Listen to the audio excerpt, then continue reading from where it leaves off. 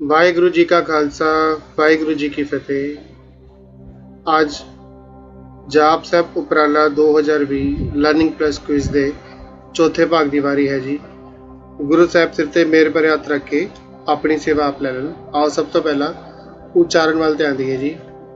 ਭੁਜੰਗ ਪਰਿਆਤ ਚੰਦ ਨਮੋ ਸਰਬ ਮਾਨੇ ਸਮਸਤੀ ਨਿਧਾਨੇ ਨਮੋ ਦੇਵ ਦੇਵੇ ਅਪੇਖੀ ਅਪੇਵੇ नमो काल काले नमो सर्व पाले नमो सर्व गौणे नमो सर्व भोणे अनंगी अनाथे निसंगी परमाथे नमो पान पाने नमो मान माने नमो चंद्र चंद्रे नमो पान पाने नमो गीत गीते नमो तान ताने नमो नृत्य नृत्य नमो नाद नादे नमो पान पाने नमो बाद बादे अनंगी अनामे समस्ति स्वरूपे प्रभंगी परमाथे समस्ति विभूते कलंकं बिनाने कलंकी स्वरूपे नमो राज राजेश्वरं परम रूपे नमो जोग जोगेश्वरं परम सिद्धे नमो राज राजेश्वरं परम वृद्धे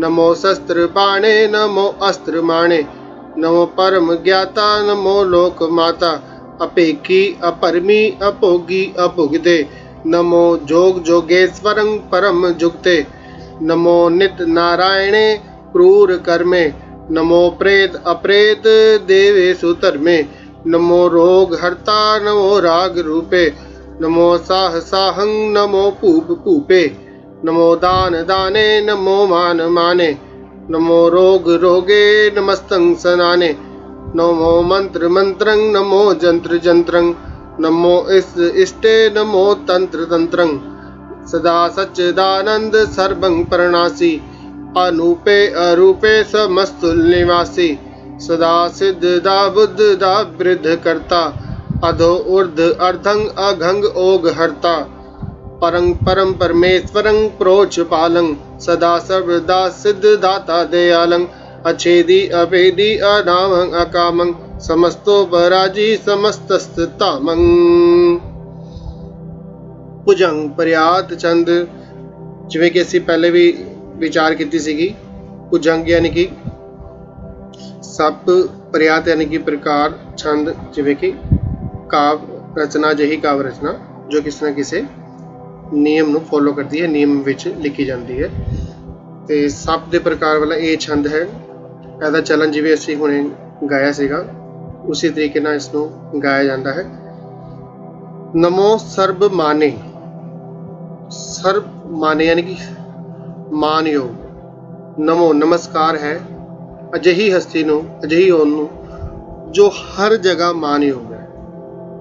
ਕਹਿਣ ਤੋਂ ਭਾਵੇਂ ਕਿ ਹਰ ਇੱਕ ਬੰਦੇ ਦਾ ਇੱਕ ਆਪਣਾ ਇੱਕ ਦਾਇਰਾ ਹੁੰਦਾ ਹੈ, ਉੱਥੇ ਉਹਨੂੰ ਮਾਣ ਮਿਲਦਾ ਹੈ। ਪਰ ਇਹ ਨਹੀਂ ਕਿ ਉਹਨੂੰ ਪੂਰੀ ਦੁਨੀਆ 'ਚ ਹੀ ਮਾਨ ਸਨਮਾਨ ਮਿਲਦਾ, ਅਜਿਹਾ ਨਹੀਂ ਹੁੰਦਾ।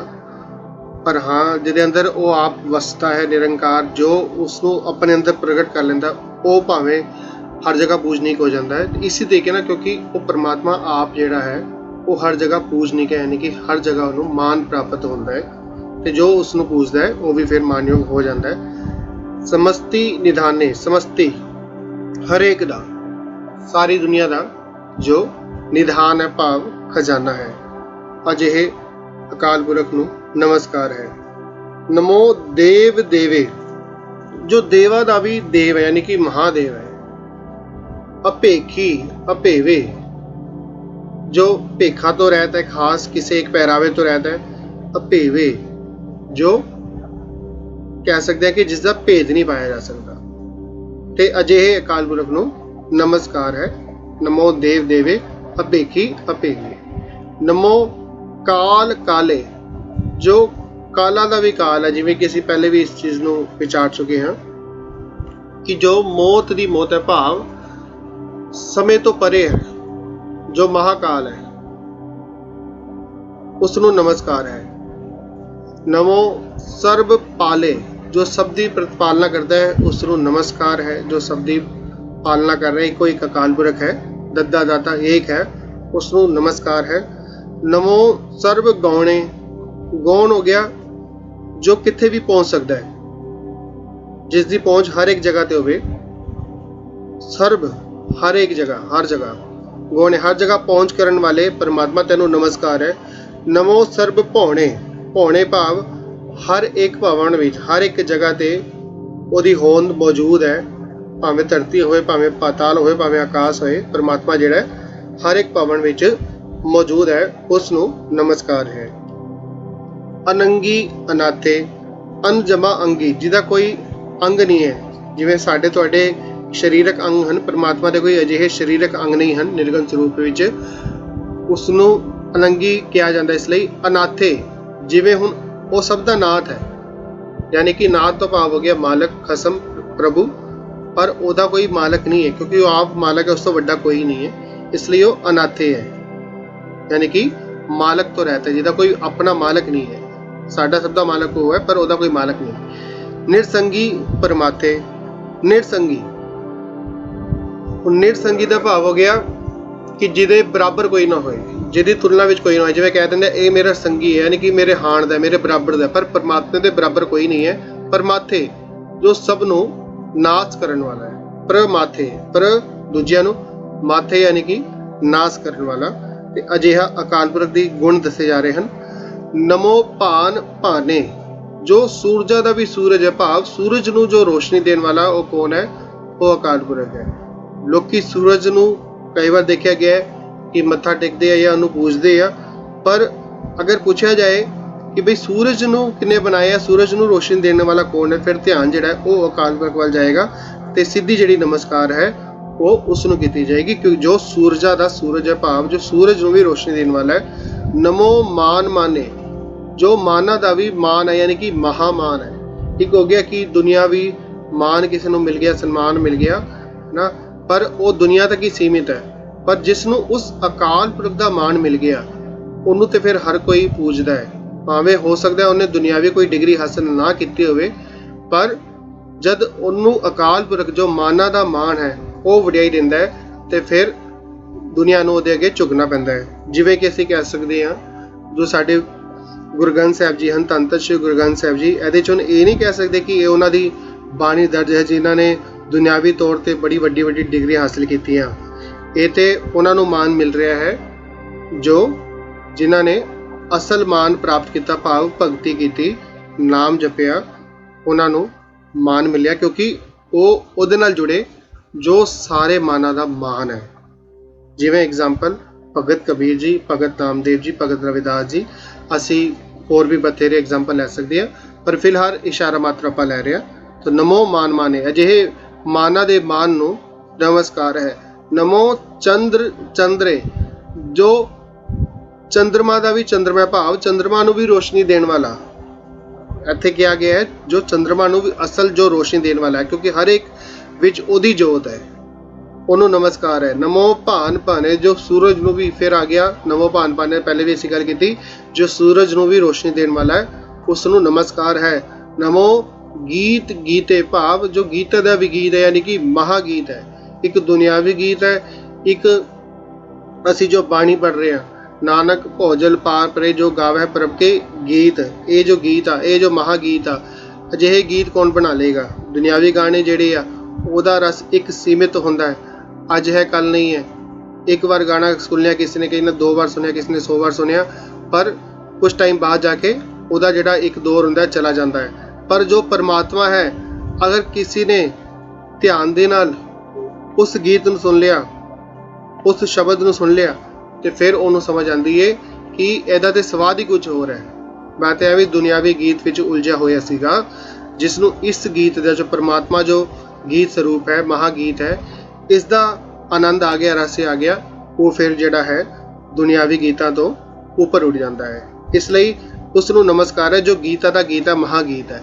ਨਮੋ ਤਾਨ ਤਾਨੇ, ਜੋ ਇਹ ਵੀ ਇੱਕ ਗੀਤ ਦਾ ਸਰੂਪ ਹੈ, ਸੰਗੀਤ ਦਾ ਸਰੂਪ ਹੈ। ਜਿਹੜੇ ਸੰਗੀਤ ਦੇ ਨਾਲ ਥੋੜ੍ਹਾ ਬਹੁਤਾ ਕਹਿ ਸਕਦੇ ਹਾਂ ਕਿ ਬਈ ਉਹਨਾਂ ਦਾ ਵਾਹ ਪੈਂਦਾ ਹੈ, ਉਹ ਇਸ ਚੀਜ਼ ਨੂੰ ਸਮਝ ਸਕਦੇ ਆ ਕਿ ਤਾਨ ਯਾਨੀ ਕਿ ਸੰਗੀਤ ਦਾ ਇੱਕ ਅੰਗ ਹੈ, ਜਿਸ ਵਿੱਚ ਗਾਉਣ ਵਾਲਾ ਸੁਰਾਂ ਦੇ ਸਮੂਹ ਨੂੰ ਚੱਲ ਰਹੀ ਲੈਅ ਤੋਂ ਵੱਧ ਤੇਜ਼ੀ ਨਾਲ ਗਾ ਕੇ ਦਿਖਾਉਂਦਾ ਹੈ। ਜੇ ਮੰਨ ਲਵੋ ਅਗਰ ਕੋਈ ਇੱਕ ਸਵਰ ਸਮੂਹ ਵਿੱਚ ਗਾ ਰਿਹਾ ਹੈ, ਤੇ ਫਿਰ ਉਹ ਇਹ ਆਲਮੋਸਟ ਕਹਿ ਸਕਦੇ ਹਾਂ ਕਿ ਜਦ ਕੋਈ ਰਾਗ ਗਾਇਆ ਜਾਂਦਾ ਹੈ ਤੇ ਉਹਦੇ ਵਿੱਚ ਆਪ ਜੀ ਦੇਖ ਸਕਦੇ ਹੋ ਕਿ ਤਾਨਾਂ ਜਿਹੜੀਆਂ ਹਨ ਉਹਦੀ ਵਰਤੋਂ ਹੁੰਦੀ ਹੈ। ਤੇ ਜੋ ਪਰਮਾਤਮਾ ਹੈ ਉਹ ਤਾਨਾਂ ਦਾ ਵੀ ਤਾਨ ਭਾਵ ਮਹਾਤਾਨ ਹੈ, ਕਿਉਂਕਿ ਸਾਰੀ ਜਿਹੜੀ ਤਾਨਾਂ ਜਿਹੜੀ ਸਾਰੀ ਰਚਨਾ ਹੈ, ਜਿੰਨੀ ਵੀ ਉਤਪत्ति ਹੁੰਦੀ ਹੈ, ਜਿੰਨੀ ਵੀ ਕ੍ਰੀਏਟੀਵਿਟੀ ਹੋ ਰਹੀ ਹੈ, ਭਾਵੇਂ ਉਹ ਸੰਗੀਤ ਦੇ ਰੂਪ ਵਿੱਚ ਹੋ ਰਹੀ ਹੈ, ਭਾਵੇਂ ਉਹ ਦੁਨਿਆਵੀ ਪੱਧਰ ਤੇ ਹੋ ਰਹੀ ਹੈ, ਕਿਸੇ ਵੀ ਪੱਧਰ ਤੇ ਹੋ ਰਹੀ ਹੈ, ਸਭ ਦਾ ਸਿਰਮੌਰ ਸਭ ਦਾ ਮੁੱਢ ਤੇ ਪਰਮਾਤਮਾ ਹੀ ਹੈ ਨਾ। ਕੋਈ ਅਗਰ ਇੱਕ ਗੀਤਕਾਰ ਸੰਗੀਤਕਾਰ ਅਗਰ ਇੱਕ ਤਾਨ ਲਗਾ ਕੇ ਕਿਸੇ ਨੂੰ ਖਿੱਚ ਲੈਂਦਾ ਹੈ ਤੇ ਅਸੀਂ ਕਹਿੰਦੇ ਹਾਂ ਵਾਹ ਵਾਹ ਜੀ ਕਿਆ ਗਾਇਆ ਹੈ, ਪਰ ਉਸ ਨੂੰ ਵੀ ਸੋਝੀ ਦੇਣ ਵਾਲਾ, ਉਸ ਨੂੰ ਵੀ ਸਮਝ ਦੇਣ ਵਾਲਾ ਉਹ ਤਾਨਾਂ ਦਾ ਤਾਨ, ਉਹ ਮਹਾਤਾਨ, ਉਹ ਪਰਮਾਤਮਾ ਹੀ ਹੈ। ਇਸ ਲਈ ਉਸ ਨੂੰ ਸਾਡੀ ਨਮਸਕਾਰ ਹੈ ਜੋ ਤਾਨਾਂ ਦਾ ਵੀ ਤਾਨ ਹੈ। ਨਮੋ ਨਿਰਤ ਨਿਰਤੇ। ਹੁਣ ਇੱਥੇ ਗੱਲ ਆ ਗਈ ਨੱਚਣ ਦੀ। ਦੁਨਿਆਵੀ ਪੱਧਰ ਤੇ ਬਥੇਰੇ ਨੱਚਣ ਵਾਲੇ, ਪਰ ਪਰਮਾਤਮਾ ਦਾ ਜਿਹੜਾ ਨਾਚ ਹੈ ਉਹ ਕਿਸੇ ਵਿਰਲਿਆਂ ਨਹੀਂ ਵੇਖਿਆ, ਤੇ ਜਿਹਨੇ ਵੇਖਿਆ ਫਿਰ ਉਹਦਾ ਸਿਰ ਝੁਕ ਗਿਆ। ਉਹ ਕਿਹੜਾ ਨਾਚ ਕਰ ਰਿਹਾ ਜੀ? ਇਹ ਪੂਰੀ ਕੁਦਰਤ ਨੂੰ ਕੌਣ ਨਚਾ ਰਿਹਾ? ਇਹ ਪੂਰੀ ਕੁਦਰਤ ਦੀ ਕਾਇਨਾਤ ਨੂੰ ਅਗਰ ਝਾਤ ਮਾਰਾਂਗੇ ਤੇ ਫਿਰ ਸਮਝ ਆਏਗੀ ਉਹ ਕਿਹੜਾ ਨਾਚ ਕਰ ਰਿਹਾ ਹੈ, ਤੇ ਫਿਰ ਸਮਝ ਆਏਗੀ ਉੱਤੇ ਜੋ ਅਸੀਂ ਦੁਨਿਆਵੀ ਸੰਸਾਰਕ ਜੋ ਨਾਚ ਵੇਖਿਆ ਤੇ ਕੁਛ ਵੀ ਨਹੀਂ ਹੈ। ਜੋ ਇਹ ਪੂਰੀ ਦੁਨੀਆ ਦੀ ਕਾਇਨਾਤ ਨੂੰ ਜੋ ਨਚਾ ਰਿਹਾ ਹੈ, ਅਸਲ ਵਿੱਚ ਤੇ ਉਹ ਕਹਿ ਸਕਦੇ ਆ ਕਿ ਨਾਚ ਦਾ ਵੀ ਮਹਾਨਾਚ ਹੈ, ਉਸ ਨੂੰ ਨਮਸਕਾਰ ਹੈ। ਨਮੋ ਨਾਦ ਨਾਦੇ। ਨਾਦ ਹੋ ਗਿਆ ਆਵਾਜ਼, ਕਿਉਂਕਿ ਇੱਥੇ ਜੋ ਹੁਣ ਜੋ ਚੱਲ ਰਹੀ ਹੈ ਤਾਂ ਉਸ ਹਿਸਾਬ ਨਾਲ ਇਹਦਾ ਮੀਨਿੰਗ ਜਿਹੜਾ ਹੈ ਉਹ ਬਣ ਰਿਹਾ ਹੈ ਆਵਾਜ਼। ਤੇ ਆਵਾਜ਼ਾਂ ਦੇ ਵੀ ਮਹਾ ਆਵਾਜ਼ ਹੈ, ਜਿਹੜੀ ਕਹਿ ਸਕਦੇ ਆ ਕਿ ਪਰਮ ਆਵਾਜ਼ ਹੈ। ਕਿ ਇੱਕ ਹੋ ਗਿਆ ਕਿ ਬਈ ਦੁਨਿਆਵੀ ਪੱਧਰ ਤੇ ਕਿਸੇ ਦੀ ਆਵਾਜ਼ ਸੁਣੀ ਤੇ ਅਸੀਂ ਮੋਹਿਤ ਹੋ ਗਏ ਕਿ ਵਾਹ ਜੀ ਕੀ ਆਵਾਜ਼ ਹੈ, ਪਰ ਮਹਾਨ ਨੇ ਉਹ ਕੰਨ, ਕਹਿੰਦੇ ਤੇ ਧੰਨ ਨੇ ਉਹ ਕੰਨ ਜਿਨ੍ਹਾਂ ਨੇ ਉਸ ਪਰਮਾਤਮਾ ਦੀ ਆਵਾਜ਼ ਸੁਣ ਲਈ, ਕਿਉਂਕਿ ਉਹ ਨਾਦਾਂ ਦੀ ਨਾਦ ਹੈ। ਉਹ ਮਹਾਨਾਦ ਜਿਹੜੀ ਹਸਤੀ ਹੈ ਉਹਦੀ ਆਵਾਜ਼ ਸੋਚੋ ਕਿੰਨੀ ਪਿਆਰੀ ਹੋਏਗੀ। ਇੱਕ ਕੋਇਲ ਤੋਂ ਬੰਦਾ ਮੋਹਿਤ ਹੋ ਜਾਂਦਾ, ਪ੍ਰਭਾਵਿਤ ਹੋ ਜਾਂਦਾ ਕਿ ਬਈ ਕੋਇਲ ਕਿੰਨਾ ਮਿੱਠਾ ਗਾਉਂਦੀ, ਪਰ ਕੋਇਲ ਨੂੰ ਬਣਾਉਣ ਵਾਲਾ ਸੋਚੋ, ਉਹਦੀ ਆਵਾਜ਼ ਦੇ ਬਾਰੇ ਕਦੀ ਸੋਚੋ, ਧਿਆਨ ਉੱਥੇ ਦੇਵੋ, ਹੈ ਨਾ।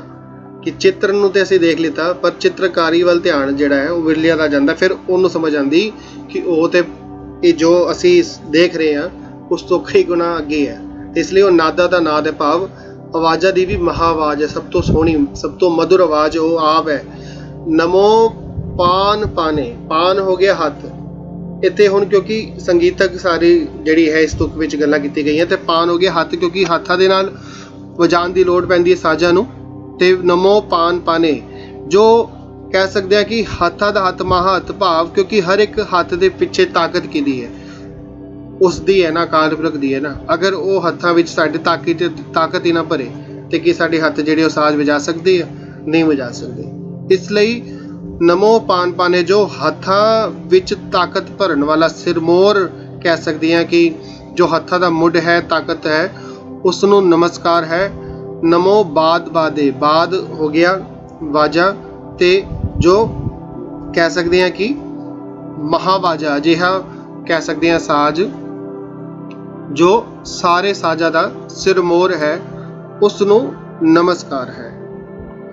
ਅਨੰਗੀ ਅਨਾਮੇ। ਅਨੰਗੀ ਪਹਿਲੇ ਵੀ ਆ ਚੁੱਕਿਆ, ਅਨ ਜਮਾਂਗੀ, ਜਿਹਦਾ ਕੋਈ ਅੰਗ ਨਹੀਂ ਹੈ, ਸਰੀਰਕ ਅੰਗ ਨਹੀਂ ਹਨ। ਅਨਾਮੇ, ਜਿਹਦਾ ਕੋਈ ਇੱਕ ਖਾਸ ਨਾਮ ਨਹੀਂ ਹੈ। ਸਮਸਤੀ ਸਰੂਪੇ। ਸਮਸਤੀ ਸਰੂਪੇ ਯਾਨੀ ਕਿ ਸਮਸਤੀ, ਸਭ ਵਿੱਚ, ਹਰ ਇੱਕ ਸਰੂਪ ਵਿੱਚ, ਹਰ ਇੱਕ ਵਿੱਚ ਉਹਦਾ ਸਰੂਪ ਦੇਖਿਆ ਜਾ ਸਕਦਾ ਹੈ। ਅੱਖਾਂ ਹੋਣੀ ਚਾਹੀਦੀ ਹੈ, ਪਰਮਾਤਮਾ ਤੇ ਹਰ ਜਗ੍ਹਾ ਹੀ ਹੈ ਨਾ, ਪਰ ਸਾਨੂੰ ਨਜ਼ਰ ਨਹੀਂ ਆਉਂਦਾ। ਲੇਕਿਨ ਪਰਮਾਤਮਾ ਦਾ ਜਿਹੜਾ ਸਰੂਪ ਹੈ ਉਹ ਹਰ ਜਗ੍ਹਾ ਹੀ ਵਿਰਾਜਮਾਨ ਹੈ। ਪ੍ਰਭੰਗੀ ਪਰਮਾਥੇ। ਪ੍ਰਭੰਗੀ ਹੋ ਗਿਆ ਨਾਸ ਕਰਨ ਵਾਲਾ। ਪ੍ਰਭੰਗੀ ਦੂਜਿਆਂ ਨੂੰ ਭੰਗ ਦੇਣ ਵਾਲਾ, ਮੁਕਾ ਦੇਣ ਵਾਲਾ। ਪਰਮਾਥੇ ਅਗੇਨ ਦੁਬਾਰਾ ਉਹੀ ਮੀਨਿੰਗ ਬਣਦਾ ਇਹਦਾ, ਪਾਵਰ ਕਿ ਦੂਜਿਆਂ ਨੂੰ ਨਾਸ ਕਰਨ ਵਾਲਾ। ਸਮਸਤੀ ਵਿਭੂਤੇ। ਸਮਸਤੀ ਯਾਨੀ ਕਿ ਸਭ ਦੀ, ਜੋ ਸਭ ਨੂੰ, ਵਿਭੂਤੇ ਵਿਭੂਤ ਸੁਣਿਆ ਹੋਏਗਾ, ਵਿਭੂਤ ਯਾਨੀ ਕਿ ਰਾਖ ਹੋ ਗਿਆ, ਸਵਾ ਹੋ ਗਈ, ਤੇ ਸਭ ਨੂੰ ਸਵਾ ਕਰ ਦੇਣ ਵਾਲਾ ਪਰਮਾਤਮਾ, ਕਿਉਂਕਿ ਬਣਾਉਣ ਵਾਲਾ ਜੇ ਉਹ ਹੈ ਤੇ ਮਿਟਾਉਣ ਵਾਲਾ ਵੀ ਤੇ ਉਹੀ ਹੈ, ਤੇ ਇਸ ਲਈ ਉਸ ਨੂੰ ਜਿਹੜੀ ਹੈ ਉਹ ਹੋਂਦ ਜਿਹੜੀ ਹੈ ਉਹ ਸਮਸਤੀ ਵਿਭੂਤੇ ਯਾਨੀ ਕਿ ਹਰ ਇੱਕ ਨੂੰ ਰਾਖ ਵਿੱਚ ਮਿਲਾਉਣ ਵਾਲੇ ਵੀ ਉਹ ਆਪ ਹੀ ਹੈ, ਕੋਈ ਹੋਰ ਨਹੀਂ ਹੈ। ਕਲੰਕਨ ਬਿਨਾ ਨੇ ਕਲੰਕੀ ਸਰੂਪੇ। ਕਲੰਕਨ ਬਿਨਾ ਯਾਨੀ ਕਿ ਜਿਹਨੂੰ ਕੋਈ ਕਲੰਕ ਨਹੀਂ ਹੈ, ਕਲੰਕ ਤੋਂ ਰਹਿਤ, ਯਾਨੀ ਕਲੰਕ ਹੋ ਗਿਆ ਯਾਨੀ ਕਿ ਦਾਗ ਲੱਗ ਗਿਆ। ਕਈ ਵਾਰ ਜਿਵੇਂ ਜ਼ਿੰਦਗੀ ਵਿੱਚ ਕੋਈ ਕਲੰਕ ਲੱਗ ਜਾਂਦਾ, ਕਹਿੰਦੇ ਇਹਨੂੰ ਕਲੰਕ ਲੱਗ ਗਿਆ, ਇਹਨੂੰ ਦਾਗ ਲੱਗ ਗਿਆ, ਕੋਈ ਮਾੜਾ ਕਰਮ ਕੀਤਾ ਤੇ ਦੁਨੀਆਵੀ ਤੌਰ ਤੇ ਸਮਾਜਿਕ ਤੌਰ ਤੇ ਉਹਨੂੰ ਕਲੰਕ ਲੱਗ ਜਾਂਦਾ ਹੈ। ਪਰ ਪਰਮਾਤਮਾ ਅਜਿਹਾ ਨਹੀਂ ਹੈ, ਉਹ ਕਲੰਕਨ ਬਿਨਾ ਹੈ, ਨੇ ਕਲੰਕੀ, ਕਲੰਕ ਤੋਂ ਰਹਿਤ ਸਰੂਪ ਹੈ। ਉਹਦਾ ਜਿਹੜਾ ਸਰੂਪ ਹੈ, ਜਿਹੜਾ ਸੋਹਣਾ ਸਰੂਪ ਹੈ, ਉਹ ਕਲੰਕ ਤੋਂ ਰਹਿਤ ਹੈ, ਉਹਨੂੰ ਕੋਈ ਦਾਗ ਨਹੀਂ ਲੱਗ ਸਕਦਾ। ਨਮੋ ਰਾਜ ਰਾਜੇਸ਼ਵਰੰ, ਇੱਥੇ ਧਿਆਨ ਦੇਣਾ ਹੈ। ਅਗਰ ਅਸੀਂ ਨਮੋ ਦੇ ਬਾਅਦ ਹਲਕਾ ਜਿਹਾ ਗੈਪ ਦੇ ਦਾਂਗੇ ਤੇ ਸਾਨੂੰ ਆਸਾਨੀ ਹੋ ਜਾਏਗੀ। ਨਮੋ ਰਾਜ ਰਾਜੇਸ਼ਵਰੰ, ਰਾਜਿਆਂ ਦਾ ਰਾਜਾ, ਰਾਜੇਸ਼ਵਰੰ ਦਾ ਹੋ ਗਿਆ ਰਾਜ ਜਮਾ ਈਸ਼ਵਰ, ਤੇ ਜੋ ਰਾਜਿਆਂ ਦਾ ਈਸ਼ਵਰ ਹੈ ਯਾਨੀ ਕਿ ਰਾਜਿਆਂ ਦਾ ਰਾਜਾ ਹੈ, ਮਹਾਰਾਜਾ ਹੈ, ਉਸ ਨੂੰ ਨਮਸਕਾਰ ਹੈ। ਪਰਮ ਰੂਪੇ, ਜੋ ਪਰਮ ਰੂਪ, ਪਰਮ ਹੋ ਗਿਆ ਸਭ ਤੋਂ ਉੱਚਾ, ਸਭ ਤੋਂ ਸੋਹਣਾ, ਪਰਮ ਰੂਪੇ ਜੋ ਸਭ ਤੋਂ ਸੁੰਦਰ ਸਰੂਪ ਹੈ, ਉਸ ਨੂੰ ਨਮਸਕਾਰ ਹੈ। ਨਮੋ ਜੋਗ ਜੋਗੇਸ਼ਵਰੰ, ਜੋ ਜੋਗੀਆਂ ਦਾ ਜੋਗੀ ਹੈ, ਈਸ਼ਰ ਹੈ, ਮਹਾਜੋਗੀ ਹੈ। ਪਰਮ ਸਿੱਧੇ, ਜੋ ਸਿੱਧਾਂ ਦਾ ਵੀ ਸਿੱਧ ਹੈ, ਭਾਵ ਸਭ ਤੋਂ ਵੱਡਾ ਸਿੱਧ ਹੈ। ਸਿੱਧ ਕੌਣ ਹੁੰਦਾ ਜੀ? ਸਿੱਧ ਅਗਰ ਅਸੀਂ ਗੱਲ ਕਰੀਏ, ਜੋ ਗੁਰਬਾਣੀ ਸਾਨੂੰ ਸਮਝਾਉਣਾ ਚਾਹੁੰਦੀ ਹੈ, ਉਹ ਹੈ ਜੀ ਕਿ ਜਿਸ ਨੇ ਆਪਣੇ ਮਨ ਨੂੰ ਸਿੱਧ ਕਰ ਲਿੱਤਾ, ਭਾਵ ਸਿੱਧਾ ਕਰ ਲਿੱਤਾ, ਆਪਣੇ ਇੰਦਰੀਆਂ ਨੂੰ ਵਸ ਕਰ ਲਿੱਤਾ, ਭਾਵ ਆਪਣੇ ਜਿਹੜਾ ਜਿੰਨਾ ਵੀ ਕੰਟਰੋਲ ਹੈ, ਜੋ ਬੰਦਾ ਹੈ, ਉਹ ਸਾਰਾ ਕਰ ਲਿੱਤਾ, ਉਹ ਅਸਲ ਵਿੱਚ ਸਿੱਧ ਹੈ। ਇੱਕ ਹੋ ਗਿਆ ਦੁਨਿਆਵੀ ਪੱਧਰ ਤੇ ਜਿਹਨੂੰ ਸਿੱਧੀਆਂ ਹਾਸਲ ਹੁੰਦੀਆਂ, ਪਰ ਅਗਰ ਅਸੀਂ ਗੱਲ ਕਰੀਏ ਗੁਰਬਾਣੀ ਦੇ ਆਧਾਰ ਤੇ ਸਿੱਧ ਉਹ ਹੈ ਜਿਸ ਨੇ ਆਪਣਾ, ਕਹਿ ਸਕਦੇ ਹਾਂ ਕਿ ਆਪਣਾ ਜਿਹੜਾ ਜੀਵਨ ਉਹ ਸਿੱਧਾ ਕਰ ਲਿੱਤਾ, ਸਿੰਪਲ ਮੀਨਿੰਗ ਹੈ। ਤੇ ਸਭ ਤੋਂ ਜਿਹੜਾ ਪਰਮ ਸਿੱਧੇ ਕੌਣ ਹੈ? ਉਹ ਹੈ ਉਹ ਅਕਾਲ ਪੁਰਖ ਵਾਹਿਗੁਰੂ, ਉਸ ਨੂੰ ਨਮਸਕਾਰ ਹੈ। ਨਮੋ ਰਾਜ ਰਾਜੇਸ਼ਵਰੰ, ਨਮੋ ਰਾਜ ਰਾਜੇਸ਼ਵਰੰ, ਫਿਰ ਦੁਬਾਰਾ ਆ ਗਿਆ ਜੋ ਰਾਜਾ ਦਾ ਰਾਜਾ ਹੈ, ਜੋ ਮਹਾਰਾਜਾ ਹੈ, ਰਾਜਾ ਦਾ ਈਸ਼ਵਰ ਹੈ। ਪਰਮ ਬ੍ਰਿਧੇ, ਪਰਮ ਸਭ ਤੋਂ ਉੱਚਾ, ਬ੍ਰਿਧੇ, ਬ੍ਰਿਧੇ ਕਿਹਾ ਜਾਂਦਾ ਹੈ ਜੋ ਵਿਦਵਾਨ ਕਹਿ ਸਕਦੇ ਹਾਂ, ਵੱਡਾ ਕਹਿ ਸਕਦੇ ਹਾਂ, ਜੋ ਸਭ ਤੋਂ ਵੱਡਾ ਹੈ। ਪਰਮ ਬ੍ਰਿਧੇ, ਜੋ ਸਭ ਤੋਂ ਵੱਡਾ ਹੈ, ਉਸ ਨੂੰ ਨਮਸਕਾਰ ਹੈ। ਨਮੋ ਸ਼ਸਤਰ ਪਾਣੇ, ਸ਼ਸਤਰ, ਸ਼ਸਤਰ ਹੁੰਦਾ ਹੈ ਹੱਥ ਵਿੱਚ ਫੜ ਕੇ ਵਰਤੋਂ ਕੀਤੇ ਜਾਣ ਵਾਲੇ ਜਿਹੜੇ ਹੁੰਦੇ ਆ ਸਾਡੇ ਲੜਨ ਵਾਲੇ ਹਥਿਆਰ, ਉਸ ਨੂੰ ਕਿਹਾ ਜਾਂਦਾ ਸ਼ਸਤਰ। ਜਿਵੇਂ ਕਿ ਕਿਰਪਾਨ ਹੋ ਗਈ ਤੇ ਆਪਣਾ ਭਾਲਾ ਹੋ ਗਿਆ, ਇਸ ਤਰੀਕੇ ਦੇ ਨਾਲ। ਤੇ ਨਮੋ ਅਸਤਰ ਮਾਣੇ, ਅਸਤਰ ਹੁੰਦੇ ਕਿ ਜਿਹਨੂੰ ਦੂਰੋਂ ਹੀ ਜਿਵੇਂ ਵਰਤਿਆ ਜਾਂਦਾ, ਭਾਵ ਜਿਵੇਂ ਤੀਰ ਕਮਾਨ ਹੋ ਗਿਆ, ਜਿਹਨੂੰ ਛੱਡਿਆ ਜਾਂਦਾ, ਹੱਥੋਂ ਦੀ ਛੱਡ ਕੇ ਜਿਵੇਂ ਵਾਰ ਲਈ ਜਿਵੇਂ ਸੁੱਟਿਆ ਜਾਂਦਾ, ਸੁੱਟ ਕੇ ਜਿਸ ਲਈ ਵਰਤੋਂ ਕੀਤੀ ਜਾਂਦੀ। ਇੱਕ ਹੋ ਗਿਆ ਸ਼ਸਤਰ ਜਿਹਨੂੰ ਹੱਥ ਵਿੱਚ ਫੜ ਕੇ ਜਿਵੇਂ ਲੜਿਆ ਜਾਂਦਾ ਹੈ। ਇੱਕ ਹੋ ਗਿਆ ਅਸਤਰ ਜਿਸ ਨੂੰ ਸੁੱਟ ਕੇ ਜਿਵੇਂ ਵਾਰ ਕੀਤਾ ਜਾਂਦਾ ਹੈ, ਹੋ ਗਿਆ ਅਸਤਰ, ਜਿਵੇਂ ਤੀਰ ਕਮਾਨ। ਠੀਕ ਹੈ। ਤੇ ਅਜਿਹੇ ਅਕਾਲ ਪੁਰਖ ਨੂੰ ਜੋ ਸ਼ਸਤਰ ਔਰ ਅਸਤਰ ਦਾ ਧਾਰਨੀ ਹੈ, ਉਹਨਾਂ ਨੂੰ ਮਾਰਨ ਵਾਲਾ ਹੈ, ਉਸ ਨੂੰ ਨਮਸਕਾਰ ਹੈ। ਨਮੋ ਪਰਮ ਗਿਆਤਾ, ਪਰਮ ਗਿਆਤਾ ਯਾਨੀ ਕਿ ਸਭ ਤੋਂ ਵੱਡਾ ਗਿਆਤਾ, ਗਿਆਨਵਾਨ ਜੋ ਹੈ, ਉਸ ਨੂੰ ਨਮਸਕਾਰ ਹੈ। ਨਮੋ ਲੋਕ ਮਾਤਾ, ਜੋ ਇਹ ਸਾਰੇ ਸੰਸਾਰ ਦੀ ਮਾਤਾ ਸਰੂਪ ਹੈ, ਉਸ ਨੂੰ ਨਮਸਕਾਰ ਹੈ। ਜਿਵੇਂ ਅਸੀਂ ਪੜ੍ਹਦੇ ਹਾਂ, ਹਰ ਜੀ ਮਾਤਾ, ਹਰ ਜੀ ਪਿਤਾ ਨਾ, ਤੂੰ ਮੇਰਾ ਪਿਤਾ, ਤੂੰ ਹੈ ਮੇਰਾ ਮਾਤਾ। ਤੇ ਪਰਮਾਤਮਾ ਪਿਤਾ ਵੀ ਹੈ, ਪਰਮਾਤਮਾ ਮਾਤਾ ਵੀ ਹੈ, ਉਹਦੇ ਸਾਰੇ ਹੀ ਸਰੂਪ ਹਨ, ਤੇ ਇਸ ਲਈ ਇਸ ਵਿੱਚ ਉਸ ਨੂੰ ਮਾਤਾ ਕਿਹਾ ਗਿਆ ਹੈ, ਉਸ ਨੂੰ ਨਮਸਕਾਰ ਹੈ। ਅਪੇਖੀ, ਜੋ ਭੇਖਾ ਤੋਂ ਰਹਿਤ ਹੈ, ਭਾਵ ਇੱਕ ਖਾਸ ਪਹਿਰਾਵੇ ਤੋਂ ਰਹਿਤ ਹੈ। ਅਭਰਮੀ, ਜੋ ਕਿਸੇ ਵੀ ਭਰਮ, ਵਹਿਮ ਭਰਮ ਤੋਂ ਰਹਿਤ ਹੈ। ਅਭੋਗੀ, ਅਭੁਗਤੇ, ਜੋ ਭੋਗੇ ਜਾਣ ਤੋਂ ਰਹਿਤ ਹੈ, ਜੋ ਭੋਗੀ ਨਹੀਂ ਹੈ, ਭਾਵ ਜਿਵੇਂ ਅਸੀਂ ਤੁਸੀਂ ਸਾਰੇ ਕੁਛ ਨਾ ਕੁਛ ਭੋਗਦੇ ਆ ਨਾ, ਕੋਈ ਸੁੱਖ ਭੁਗਤ ਰਿਹਾ, ਕੋਈ ਦੁੱਖ ਭੋਗ ਰਿਹਾ ਹੈ ਨਾ। ਅਭੁਗਤੇ, ਜਿਵੇਂ ਸਾਨੂੰ ਤੁਹਾਨੂੰ ਭੁਗਤਣਾ ਪੈ ਰਿਹਾ ਹੈ, ਜੋ ਅਸੀਂ ਕੰਮ ਕਰ ਰਹੇ ਹਾਂ, ਕੁਛ ਨਾ ਕੁਛ, ਭਾਵੇਂ ਚੰਗੇ ਕਰ ਰਹੇ ਭਾਵੇਂ ਮਾੜੇ ਕਰ ਰਹੇ, ਉਸ ਹਿਸਾਬ ਨਾਲ ਸਾਨੂੰ ਭੁਗਤਣਾ ਪੈ ਰਿਹਾ ਹੈ। ਤੇ ਅਸੀਂ ਕੌਣ ਹੋ ਗਏ? ਭੁਗਤਣ ਵਾਲੇ, ਯਾਨੀ ਕਿ ਭੋਗੀ। ਤੇ ਅਸੀਂ ਕੀ ਕਰ ਰਹੇ ਹਾਂ? ਭੁਗਤ ਰਹੇ ਹਾਂ ਆਪਣੇ ਕੀਤੇ ਕਰਮਾਂ ਅਨੁਸਾਰ। ਪਰ ਪਰਮਾਤਮਾ ਅਭੋਗੀ ਹੈ, ਨਾ ਉਹਨੂੰ ਕੁਛ ਭੋਗਣਾ ਪੈਂਦਾ ਹੈ, ਅਭੁਗਤੇ, ਤੇ ਉਹਨੂੰ ਕੁਛ ਭੁਗਤਣਾ ਵੀ ਨਹੀਂ ਪੈਂਦਾ, ਇਸ ਲਈ ਉਹ ਅਭੁਗਤੇ ਹੈ। ਅਭੋਗੀ ਵੀ ਹੈ, ਯਾਨੀ ਕਿ ਜੋ ਭੋਗਦਾ ਨਹੀਂ, ਅਭੁਗਤੇ ਜਿਸ ਨੂੰ ਭੁਗਤਣਾ ਨਹੀਂ ਪੈਂਦਾ, ਉਹ ਸਰੂਪ ਹੈ। ਨਮੋ ਜੋਗ ਜੋਗੇਸ਼ਵਰੰ, ਨਮੋ ਜੋਗ ਜੋਗੇਸਵਰੰ। ਇਹਨੂੰ ਮੈਂ ਥੋੜਾ ਆਰਾਮ ਨਾਲ ਇਸ ਲਈ ਬੋਲ ਕੇ ਦੱਸ ਰਿਹਾ ਤਾਂ ਕਿ ਸਾਰੇ ਉਚਾਰਨ ਵੱਲ ਧਿਆਨ ਦੇਈਏ। ਨਮੋ ਜੋਗ ਜੋਗੇਸਵਰੰ, ਜੋ ਜੋਗਿਆ ਦਾ ਮਹਾਜੋਗੀ ਹੈ, ਮਹਾ ਈਸ਼ਵਰ ਹੈ, ਜੋਗਿਆ ਦਾ ਈਸ਼ਵਰ, ਪਰਮ ਜੁਗਤੇ। ਔਰ ਇੱਕ ਜਿਵੇਂ ਕਿਹਾ ਜਾਂਦਾ ਕਿ ਜੋਗਿਆ ਕੋਲ ਤਰੀਕਾ ਹੁੰਦਾ ਹੈ, ਉਹ ਆਪਣਾ ਇੱਕ ਤਰੀਕਾ ਅਜਮਾਉਂਦੇ ਆ, ਉਸ ਹਿਸਾਬ ਨਾਲ ਉਹ ਧਿਆਨ ਲਗਾਉਣ ਦੀ ਕੋਸ਼ਿਸ਼ ਕਰਦੇ ਆ। ਪਰ ਜੋ ਪਰਮਾਤਮਾ ਪਰਮ ਜੁਗਤੇ, ਜੁਗਤੀ ਹੋ ਗਈ ਯਾਨੀ ਕਿ ਤਰੀਕਾ ਧਿਆਨ ਲਗਾਉਣ ਦਾ ਕਹਿ ਸਕਦੇ ਆ। ਤੇ ਪਰਮਾਤਮਾ ਜਿਹੜਾ ਹੈ ਉਹ ਪਰਮ ਜੁਗਤੇ, ਉਹ ਸਭ ਤੋਂ ਵੱਡਾ ਜਿਹੜਾ ਹੈ ਕਹਿ ਸਕਦੇ ਆ ਕਿ ਤਰੀਕਾ ਹੈ ਕਿ ਉਹਦੀ ਵਰਗੀ ਜੁਗਤੀ ਕਿਸੇ ਹੋਰ ਕੋਲ ਨਹੀਂ ਜੋ ਪਰਮਾਤਮਾ ਕੋਲ ਹੈ। ਕਿਉਂਕਿ ਤਾਂ ਹੀ ਤੇ ਉਹ ਸਾਰਾ ਜਿਹੜਾ ਹੈ ਕਾਰ ਵਿਹਾਰ, ਇਹ ਪੂਰੀ ਜਿਹੜੀ ਦੁਨਿਆਵੀ ਜਿਹੜੀ ਪੱਧਰ ਤੇ ਕਹਿ ਸਕਦੇ ਆ ਕਿ ਪ੍ਰਤਪਾਲਨਾ ਕਰਨਾ, ਇੰਨੀ ਵੱਡੀ ਦੁਨੀਆ ਦੀ ਕੌਣ ਕਰ ਸਕਦਾ ਹੈ। ਜਿਹਦੇ ਕੋਲ ਇੱਕ ਬਹੁਤ ਹੀ ਚੰਗਾ ਇੱਕ ਸੁਚੱਜਾ ਢੰਗ ਤਰੀਕਾ ਹੋਏ ਉਹੀ ਕਰ ਸਕਦਾ ਹੈ। ਇਸ ਲਈ ਉਹ ਪਰਮ ਜੁਗਤੇ, ਜਿਹਦੇ ਕੋਲ ਸਭ ਤੋਂ ਵੱਡੀ ਜੁਗਤ, ਸਭ ਤੋਂ ਵੱਡਾ ਜਿਹੜਾ ਤਰੀਕਾ ਮੌਜੂਦ ਹੈ। ਨਮੋ ਨਿਤ ਨਾਰਾਇਣੇ ਕਰੂਰ ਕਰਮੇ। ਨਿਤ ਯਾਨੀ ਕਿ ਰੋਜ਼, ਨਾਰਾਇਣ ਯਾਨੀ ਕਿ ਰੱਖਿਆ ਕਰਨ ਵਾਲਾ। ਇੱਕ ਹੋਰ ਹੁੰਦਾ ਨਾਰਾਇਣੇ, ਜੋ ਹਰ ਇੱਕ ਨਰ ਵਿੱਚ, ਨਰ ਜਮਾ ਆਇਣੇ ਯਾਨੀ ਕਿ ਨਰ ਵਿੱਚ ਆਪ ਜਿਹੜਾ ਹੈ ਵਸਦਾ ਹੈ। ਤੇ ਰੋਜ਼ ਦੀ ਰੱਖਿਆ ਕਰਨ ਵਾਲੇ ਪਰਮਾਤਮਾ ਨੂੰ ਨਮਸਕਾਰ ਹੈ। ਕਰੂਰ ਕਰਮੇ, ਕਰੂਰ ਹੁੰਦਾ ਹੈ ਇੱਕ ਹੋ ਗਿਆ ਨਿਰਦਈ ਕਰਮ, ਕਰੂਰ ਕਰਮੇ, ਕਰੂਰ ਹੋ ਗਿਆ ਗੁੱਸੇ ਵਾਲੇ, ਗੁੱਸੇ ਵਿੱਚ, ਜਿਵੇਂ ਕਹਿੰਦੇ ਨਾ ਇਹ ਬੜੇ ਕਰੂਰ ਸੁਭਾਅ ਦਾ ਹੈ। ਅੱਜ ਕੱਲ੍ਹ ਤੇ ਇਹ ਸ਼ਬਦ ਯੂਜ਼ ਨਹੀਂ ਹੁੰਦਾ, ਪਰ ਅਗਰ ਧਿਆਨ ਦੇਈਏ, ਅਗਰ ਕਈ ਵਾਰ ਅਗਰ ਕੋਈ ਸਾਨੂੰ ਮਿਲੇ ਕੋਈ ਪੱਖ, ਭਾਵੇਂ ਸਮਾਜਿਕ ਪੱਖੋਂ, ਤੇ ਸਾਨੂੰ ਮਿਲੇਗਾ ਕਿ ਕਰੂਰ ਵਰਡ ਯੂਜ਼ ਹੁੰਦਾ ਹੈ। ਕਰੂਰ ਹੁੰਦਾ ਹੈ ਗੁੱਸੇ ਵਾਸਤੇ, ਨਿਰਦਈ ਵਾਸਤੇ, ਇਹ ਬੜਾ ਕਰੂਰ ਹੈ ਨਾ। ਤੇ ਕਰੂਰ ਕਰਮੇ, ਤੇ ਕਰੂਰ ਕਰਮ ਵਾਲਾ ਵੀ ਪਰਮਾਤਮਾ ਹੈ।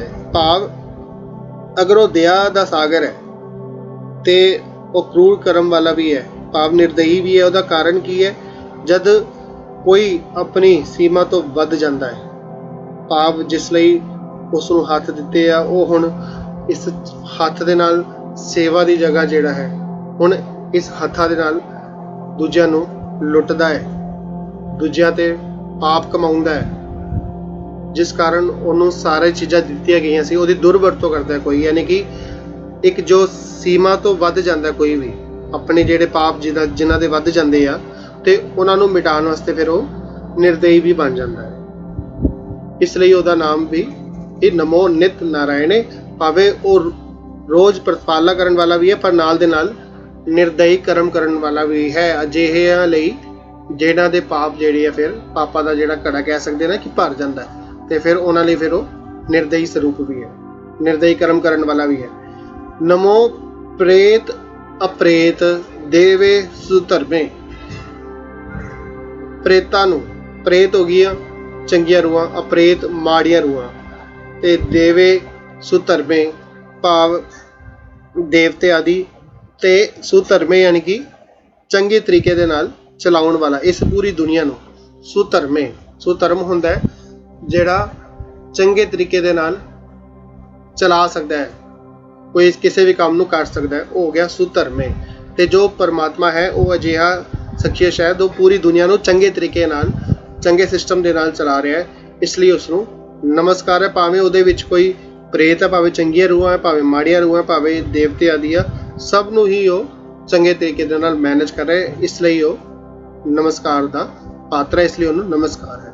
ਨਮੋ ਰੋਗ ਹਰਤਾ, ਰੋਗਾਂ ਨੂੰ ਹਰਨ ਵਾਲਾ, ਰੋਗਾਂ ਨੂੰ ਦੂਰ ਕਰਨ ਵਾਲਾ, ਉਸ ਨੂੰ ਨਮਸਕਾਰ ਹੈ। ਨਮੋ ਰਾਗ ਰੂਪੇ, ਰਾਗ ਦਾ ਇੱਥੇ ਜਿਹੜਾ ਅਰਥ ਆਇਆ ਉਹ ਆਇਆ ਹੈ ਪਿਆਰ, ਜੋ ਪਿਆਰ ਸਰੂਪ ਹੈ, ਬਹੁਤ ਹੀ ਪਿਆਰੀ, ਬਹੁਤ ਹੀ ਸੁੰਦਰ, ਜਿਹੜੀ ਕਹਿ ਸਕਦੇ ਹਾਂ ਕਿ ਅਜਿਹੀ ਹੋਂਦ ਹੈ ਜੋ ਬਹੁਤ ਹੀ ਪਿਆਰੀ ਹੈ, ਉਸ ਨੂੰ ਨਮਸਕਾਰ ਹੈ, ਜਿਹਦਾ ਸਰੂਪ ਜਿਹੜਾ ਹੈ ਬਹੁਤ ਹੀ ਪਿਆਰਾ ਹੈ।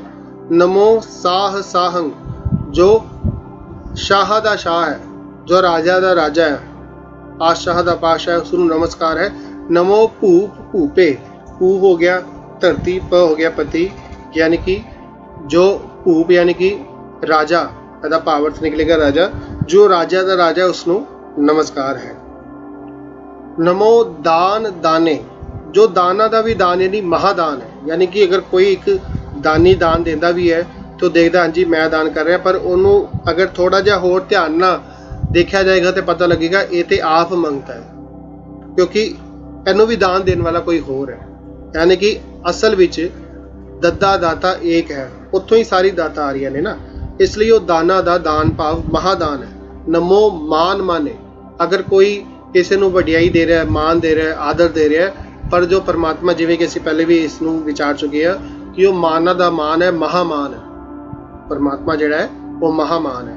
ਨਮੋ ਰੋਗ ਰੋਗੇ, ਜੋ ਕਹਿ ਸਕਦੇ ਜਿਵੇਂ ਅਸੀਂ ਪੜ੍ਹਿਆ ਸੀ ਨਾ, ਕਾਲ ਕਾਲੇ, ਯਾਨੀ ਕਿ ਮੌਤ ਦੀ ਮੌਤ, ਉਸ ਨੂੰ ਨਸ਼ਟ ਕਰਨ ਵਾਲਾ, ਯਾਨੀ ਕਿ ਭਾਵ ਮੌਤ ਤੋਂ ਪਰੇ ਹੈ ਨਾ।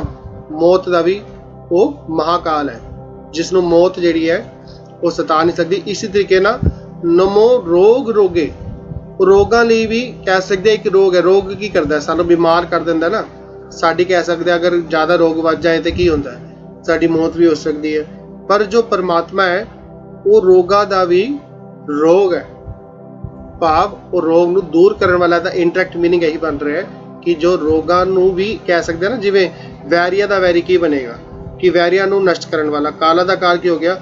ਕਾਲ ਨੂੰ ਵੀ ਬਈ ਕਾਲ ਵਸ ਕਰਨ ਵਾਲਾ। ਇਸ ਤਰੀਕੇ ਨਾਲ ਰੋਗ ਰੋਗੇ, ਜੋ ਰੋਗਾਂ ਨੂੰ ਵੀ ਮਿਟਾਉਣ ਵਾਲਾ ਦਾ ਭਾਵ ਅਰਥ ਬਣੇਗਾ, ਜੋ ਰੋਗਾਂ ਦਾ ਵੀ ਰੋਗ ਹੈ। ਠੀਕ ਹੈ। ਨਮਸਤੰ ਸਨਾਨੇ, ਸਨਾਨੇ ਭਾਵ ਇਸ਼ਨਾਨ ਸਰੂਪ, ਸ਼ੁੱਧ ਸਰੂਪ, ਉਸ ਨੂੰ ਨਮਸਕਾਰ ਹੈ। ਨਮੋ ਮੰਤਰ ਮੰਤਰੰ, ਜੋ ਮੰਤਰਾਂ ਦਾ ਵੀ ਮੰਤਰ ਹੈ, ਯਾਨੀ ਕਿ ਮਹਾ ਮੰਤਰ ਹੈ, ਅਜਿਹੇ ਪਰਮਾਤਮਾ ਨੂੰ ਨਮਸਕਾਰ ਹੈ। ਮੰਤਰ ਹੋ ਗਿਆ ਕੋਈ ਇੱਕ ਤੁਕ ਜਾਂ ਕੋਈ ਇੱਕ ਲਫ਼ਜ਼ ਜਾਂ ਕੋਈ ਸ਼ਬਦਾਂ ਦੇ ਸਮੂਹ ਨੂੰ ਰਿਪੀਟ ਕਰਨਾ, ਉਸ ਨੂੰ ਮੰਤਰ ਕਿਹਾ ਜਾਂਦਾ ਹੈ। ਪਰ ਜੋ ਪਰਮਾਤਮਾ ਹੈ ਅਸਲ ਵਿੱਚ ਉਹ ਮਹਾ ਮੰਤਰ ਹੈ। ਜਿਸਨੇ ਉਸ ਨੂੰ ਜਪ ਲਿਆ ਤੇ ਬਾਕੀ ਸਾਰੇ ਮੰਤਰ ਜਿਹੜੇ ਉਹ ਫਿਰ ਫਿੱਕੇ ਰਹਿ ਜਾਂਦੇ ਆ। ਨਮੋ ਜੰਤਰ ਜੰਤਰੰ, ਜੰਤਰ ਹੁੰਦਾ ਹੈ ਕਿਸੇ ਇੱਕ ਸ਼ਬਦ ਨੂੰ ਜਾਂ ਤੁਕ ਨੂੰ ਲਿਖ ਕੇ ਆਪਣੇ ਕੋਲ ਰੱਖ ਲੈਣਾ ਤੇ ਉਸ ਨੂੰ ਬਾਰ-ਬਾਰ ਜਿਵੇਂ ਸਮੇਂ-ਸਮੇਂ ਤੇ ਦੁਹਰਾਉਂਦੇ ਰਹਿਣਾ। ਤੇ ਉਹ ਐਕਚੁਅਲੀ ਜੋ ਲਿਖ ਕੇ ਰੱਖਿਆ ਜਾਂਦਾ ਉਸ ਨੂੰ ਜੰਤਰ ਕਿਹਾ ਜਾਂਦਾ ਹੈ। ਉਹਦਾ ਮਕਸਦ ਇਹੀ ਹੁੰਦਾ ਹੈ, ਉਹਨੂੰ ਕਿਹਾ ਜਾਂਦਾ ਹੈ ਕਿ ਹਾਂਜੀ ਇਸ ਨੂੰ ਬਾਹਰ ਜਿਵੇਂ ਜਦੋਂ ਇੱਕ ਦੱਸ ਦਿੱਤਾ ਜਾਂਦਾ ਕਿ ਇਸ ਨੂੰ ਜਪਣਾ ਹੈ। ਤੇ ਪਰ ਜੋ ਪਰਮਾਤਮਾ ਹੈ ਉਹ ਜੰਤਰਾਂ ਦਾ ਵੀ ਮਹਾਜੰਤਰ ਹੈ। ਇਸ ਲਈ ਜਿਸਨੇ ਨਾਮ ਜਪ ਲਿਆ ਉਸ ਨੂੰ ਫਿਰ ਕਿਸੇ ਹੋਰ ਜੰਤਰ ਦੀ ਲੋੜ ਨਹੀਂ। ਨਮੋ ਇਸ਼ਟ ਇਸ਼ਟੇ, ਜੋ ਪੂਜਨੀਕ ਦਾ ਵੀ ਪੂਜਨੀਕ ਹੈ। ਇਸ਼ਟ ਹੋ ਗਿਆ ਪੂਜਨੀਕ ਹਸਤੀ, ਪਰ ਪਰਮਾਤਮਾ ਕੀ ਹੈ? ਸਭ ਦਾ ਪੂਜਨੀਕ ਹੈ, ਮਹਾਪੂਜਨੀਕ ਹੈ। ਇਸ ਲਈ ਉਹ ਇਸ਼ਟਾਂ ਦਾ ਵੀ ਇਸ਼ਟ ਹੈ। ਨਮੋ ਤੰਤਰ ਤੰਤਰੰ, ਤੰਤਰ ਹੋ ਗਿਆ ਕਾਈਂਡ ਆਫ ਇੱਕ ਤਰੀਕਾ, ਜਿਵੇਂ ਦੱਸਿਆ ਜਾਂਦਾ ਹੈ ਕਿ ਬਈ ਇਹ ਨਿੰਬੂ ਜਿਹੜਾ ਹੈ ਇਸ ਨੂੰ ਆਪਣੀ ਦੁਕਾਨ ਤੇ ਟੰਗਦੀ ਹੈ ਨਾ। ਇਸ ਤਰੀਕੇ ਦਾ ਜਿਵੇਂ ਕਰਮ ਕਾਂਡ ਵਿੱਚ ਜਿਵੇਂ ਦੱਸੇ ਜਾਂਦੇ, ਫਸਾਏ ਜਾਂਦੇ ਲੋਕਾਂ ਨੂੰ ਤੰਤਰ ਆਦਿ ਵਿੱਚ ਕਿ ਬਈ ਆਪਣੇ ਕੋਲ ਇਹ ਚੀਜ਼ ਰੱਖ ਲਈ, ਆਪਣੇ ਕੋਲ ਉਹ ਚੀਜ਼ ਰੱਖ ਲਈ, ਕਿ ਬਈ ਕਿਸੇ ਦੇ ਅਗਰ ਕਿਸੇ ਦਾ ਬੁਰਾ ਚਾਹੁੰਦਾ ਹੈ ਤੇ ਉਹਦੇ ਕੋਲ ਜਾ ਕੇ ਇਹ ਚੀਜ਼ ਫਲਾਨੀ ਚੀਜ਼ ਰੱਖ ਦੇ, ਢਿਮਕਾਨੀ ਚੀਜ਼ ਰੱਖ ਦੇ। ਇਸ ਤਰੀਕੇ ਦੇ ਜੋ ਤੰਤਰ ਆਦਿ ਜਿਹੜੇ ਤਰੀਕੇ ਜੋ ਦੱਸੇ ਜਾਂਦੇ ਆ। ਪਰ ਜੋ ਪਰਮਾਤਮਾ ਹੈ ਉਹ ਉਸ ਨੂੰ ਨਮਸਕਾਰ ਹੈ, ਕਿਉਂਕਿ ਉਹ ਤੰਤਰਾਂ ਦਾ ਵੀ ਤੰਤਰ ਮਹਾਤੰਤਰ ਹੈ, ਯਾਨੀ ਕਿ ਉਹਦੇ ਅੱਗੇ ਕੋਈ ਵੀ ਤੰਤਰ ਜਿਹੜਾ ਹੈ ਉਹ ਨਹੀਂ ਚੱਲ ਸਕਦਾ। ਸਦਾ ਸੱਚਦਾਨੰਦ, ਹੁਣ ਇੱਥੇ ਥੋੜਾ ਜਿਹਾ ਧਿਆਨ ਦੇਣਾ ਹੈ। ਸਦਾ ਯਾਨੀ ਕਿ ਹਮੇਸ਼ਾ, ਸਦਾ ਸੱਚਦਾਨੰਦ, ਸਤ ਚਿੱਤ ਆਨੰਦ। ਸਤ ਹੋ ਗਿਆ ਸੱਚ ਸਰੂਪ, ਜੋ ਹਮੇਸ਼ਾ ਲਈ ਅਟਲ ਹੈ, ਜਿਹਦੀ ਹੋਂਦ ਹਮੇਸ਼ਾ ਲਈ ਰਹੇਗੀ, ਉਹ ਹੋ ਗਿਆ ਸੱਚ। ਚਿੱਤ ਹੋ ਗਿਆ ਗਿਆਨ ਸਰੂਪ। ਆਨੰਦ ਹੋ ਗਿਆ ਜਿਹੜਾ ਸੁੱਖ ਦੁੱਖ ਤੋਂ ਉੱਪਰ ਉੱਠਾ ਹੋਏ। ਅਜਿਹੀ ਹਸਤੀ ਜੋ ਸਰਬੰਗ ਪਰਨਾਸੀ, ਜੋ ਸਭ ਨੂੰ ਪਰਨਾਸੀ ਯਾਨੀ ਕਿ ਜੋ ਸਭ ਦਾ ਨਾਸ ਕਰਨ ਵਾਲੀ ਹੈ। ਸਰਬੰਗ ਸਭ ਦਾ ਪਰਨਾਸੀ, ਪਰਨਾਸੀ ਯਾਨੀ ਕਿ ਪ੍ਰਾਣਾ ਨੂੰ ਹਰਨ ਵਾਲਾ, ਪ੍ਰਾਣਾ ਨੂੰ ਲੈਣ ਵਾਲਾ, ਖਿੱਚ ਲੈਣ ਵਾਲਾ, ਉਸ ਨੂੰ ਨਮਸਕਾਰ ਹੈ। ਅਨੂਪੇ ਜਿਹੜਾ ਉਪਮਾ ਤੋਂ ਰਹਿਤ ਹੈ, ਇਸ ਨੂੰ ਅਸੀਂ ਆਲਰੇਡੀ ਵਿਚਾਰ ਚੁੱਕੇ ਹਾਂ। ਅਰੂਪੇ ਜੋ ਰੂਪ ਤੋਂ ਰਹਿਤ ਹੈ। ਸਮਸਤੁਲ ਨਿਵਾਸੀ, ਇੱਥੇ ਹੁਣ ਧਿਆਨ ਦੇਣਾ ਹੈ, ਜੋ ਤੱਤੇ ਨਾਲ ਔਂਕੜ ਆਈ ਇਸ ਦਾ ਵੀ ਉਚਾਰਨ ਆਏਗਾ। ਸਮਸਤੁਲ ਨਿਵਾਸੀ, ਜੋ ਹਰੇਕ ਵਿੱਚ ਨਿਵਾਸ ਕਰ ਰਿਹਾ ਹੈ, ਉਹ ਪਰਮਾਤਮਾ। ਸਦਾ ਸਿੱਧ ਦਾ, ਬੁੱਧ ਦਾ ਬ੍ਰਿਧ ਕਰਤਾ। ਸਦਾ ਹਮੇਸ਼ਾ, ਸਿੱਧ ਦਾ ਸਿੱਧੀਆਂ ਦੇਣ ਵਾਲਾ, ਬੁੱਧ ਦਾ ਬੁੱਧੀ ਦੇਣ ਵਾਲਾ, ਗਿਆਨ ਦੇਣ ਵਾਲਾ, ਬ੍ਰਿਧ ਕਰਤਾ। ਬ੍ਰਿਧ ਯਾਨੀ ਕਿ ਵੱਡਾ, ਵਿਦਵਾਨ ਕਰਤਾ। ਕੋਈ ਇਹ ਨਹੀਂ ਕਿ ਅਣਜਾਣ ਹੈ, ਉਹ ਸੂਝਵਾਨਾਂ ਨੂੰ ਸਮਝ ਹੈ ਤੇ ਸਭ ਨੂੰ ਉਹ ਸਿੱਧੀਆਂ ਦਿੰਦਾ ਹੈ ਤੇ बुद्धि दिंदा है ते वो वृद्ध करता है यानी कि सूझवान करता है। अधो ऊर्ध अर्धंग अघंग ओग हरता। अधो पाताल, ऊर्ध आकाश, अर्धंग पाताल और आकाश का पिछला हिस्सा यानी कि धरती, अघंग ओग, अघंग हो गए पाप, ओग समूह यानी कि अघंग ओग यानी कि पापा का समूह, हरता जो पापा के समूह ਨੂੰ हरण वाला दूर करने वाला है यानी कि जो हर एक जगह मौजूद है। भावें ਅਸੀਂ ਗੱਲ करिए पाताल ਦੀ, आकाश ਦੀਆਂ, धरती ਦੀ, ਉਹ हर जगह मौजूद है। अघंग ओग पापा ਨੂੰ, पापा ਦੇ ਸਮੂਹ ਨੂੰ हरता यानी कि नाश करने वाला है।